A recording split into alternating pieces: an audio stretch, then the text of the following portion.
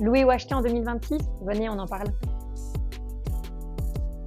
1. Vous constituez votre patrimoine. Les prix ont augmenté de moitié depuis 2016 en Belgique.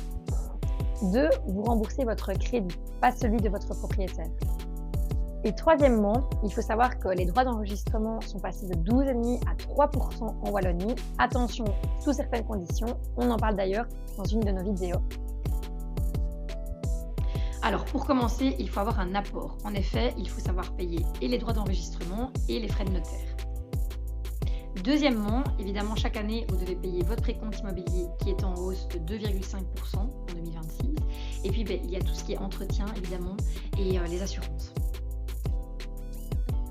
L'un des grands avantages de la location, c'est la flexibilité.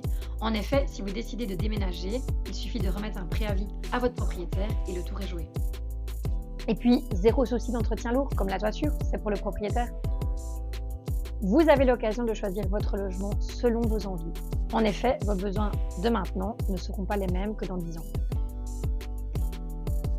Alors sur du long terme, évidemment, vous n'aurez pas d'héritage à transmettre. Et pour finir, vous dépendez d'un propriétaire. Va-t-il vendre? Vais-je devoir déménager? Il y a une incertitude qui est assez constante. En conclusion, tout dépend de votre situation et de vos besoins. Il n'y a pas de mauvaise ou de bonne décision à prendre. Alors, vous hésitez entre acheter ou louer un bien, n'hésitez surtout pas à nous contacter et à nous suivre sur les réseaux sociaux.